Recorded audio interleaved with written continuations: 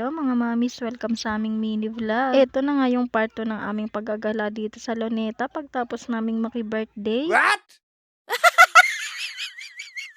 For the lakad-lakad nga ang mga person dahil pupunta nga kami doon sa may fountain. Ito nga palang si Ate Kling, gusto nga sumama dito sa aking vlog kaya naman ayan sinama ko na nga siya. Gusto kasi niya makita sa vlog ko kaya naman ayan sinama ko na nga at pinagbigyan ko na. Huy, naka-fast forward na nga para nga hindi kayo mainip sa panonood nitong video ko. Kung napapansin nyo, wala nga sa akin si Elise dahil naglalakad nga siya for today's video. Meron pa nga kaming nakitang cute na mga aso dito. Naglalakad nga si Elise kasama nga yung lolo niya o diba naglakad din sa wakas. Kung hindi pa nga dadalhin dito sa Luneta, hindi nga siya maglalakad. Charis! Kung meron nga kayong marinig na boses bata, si Baby Elise nga yun dahil gusto rin atang mag voice over. Char. At nandito na nga kami sa may fountain. Ayan, at wala pang mga ilaw-ilaw. Medyo maliwanag pa kasi kaya siguro hindi pa binubuksan yung mga ilaw dito sa fountain. Share ko nga lang pala mga Marikoy, first time nga lang pala makapunta dito ni Baby Elise. Kaya naman ayan, enjoy na enjoy nga siya sa mga nakikita niya at napupuntahan niya dito sa Luneta. At eto, naglalakad na naman nga kami at meron nga kaming pupuntahan. Kita nyo naman kung gaano nga kaganda dito sa Luneta. Nakakawala talaga ng stress. Uy, stress ang person. Eto nga si Ate Kling, meron nga siyang nire-request. Gawin nga daw namin yung nagtrending nga sa TikTok. Nakalimutan ko yung kanta pero gawin pa rin daw namin. Grabe, natawa na lang talaga kami sa pinagagawa namin.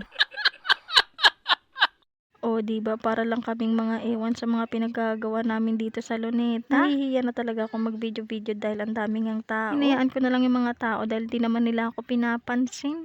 Uy, kaya naman ayan, for the video-video nga ang person. Tignan nyo naman tong batang to, enjoy na enjoy nga dito sa Luneta.